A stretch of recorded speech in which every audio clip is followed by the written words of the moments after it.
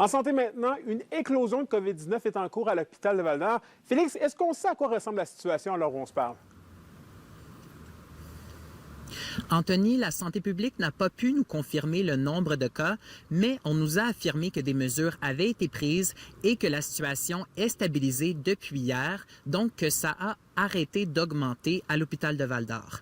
La santé publique mentionne qu'il y a moins de personnes atteintes que cet été ou au début de l'automne, où il y avait somme toute une circulation de la COVID qui était modérée. L'instance s'inquiète de l'éclosion récente à Val-d'Or, parce que la saison de l'influenza et l'hiver s'en viennent, d'une part, mais d'autre part parce qu'elle craint un relâchement des mesures sanitaires individuelles.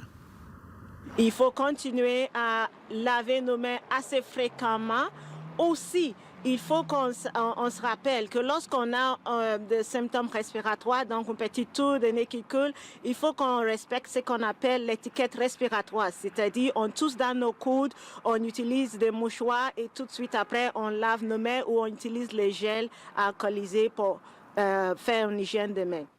Et justement, en parlant de mesures préventives, Félix, est-ce qu'on est en pleine campagne régionale de vaccination, là?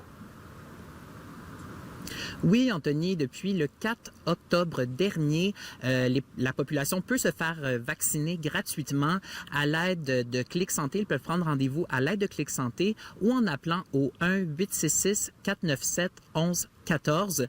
Et Anthony, la santé publique insiste que les personnes les plus vulnérables se fassent vacciner rapidement parce que, la période de l'influenza s'en vient dans seulement quelques semaines.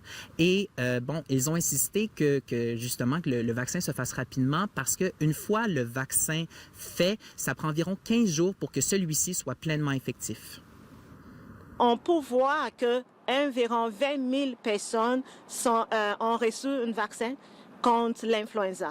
Mais cela dit, on voit que parmi les personnes, par exemple, un des groupes qui sont visés par le vaccin, pour lesquels on sait s'ils attrapent la grippe, il peut avoir des complications, les 65 ans et plus, on voit que moins de moitié ont allé chercher un vaccin contre l'influenza. Donc, ces personnes-là peuvent aller se faire vacciner. En terminant, Anthony, il n'y a pas beaucoup d'hospitalisations pour le moment, mais le 2/3 des hospitalisations sont tout de même des personnes de 60 ans et plus. C'est donc un dossier qu'on va continuer de suivre de près, là. Merci, Félix. Je vous en prie.